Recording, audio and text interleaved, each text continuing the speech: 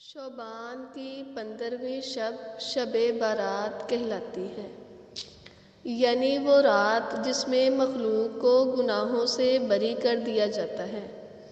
حضرت عائشہ فرماتی ہیں کہ شعبان کی 15ویں شب میں نے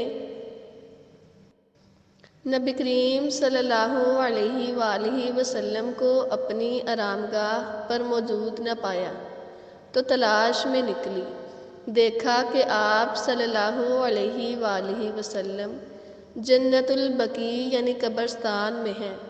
پھر مجھ سے فرمایا کہ آج شعبان کی 15ویں رات ہے، اس رات میں اللہ تعالیٰ آسمان دنیا پر نزول فرماتا ہے اور قبیلہ بنی کلب کی بکریوں کے بالوں کی تعداد سے بھی زیادہ گناہ گاروں کی بخشش فرماتا ہے۔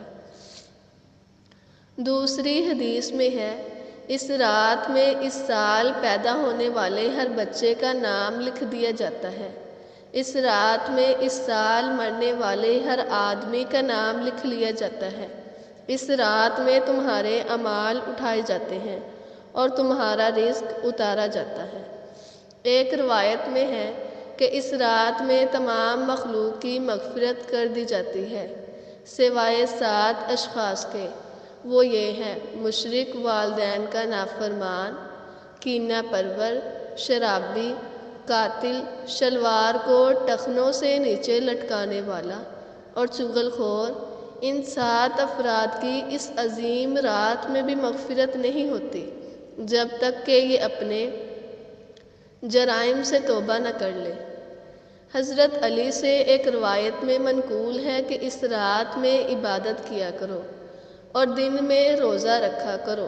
اس رات سورج غروب ہوتے ہی اللہ تعالیٰ اپنے بندوں کی طرف متوجہ ہوتے ہیں اور اعلان ہوتا ہے، کون ہے جو گناہوں کی بخشش کروائے؟ کون ہے جو رزق میں وسعت طلب کرے؟ کون مصیبت زدہ ہے جو مصیبت سے چھٹکارا حاصل کرنا چاہتا ہو؟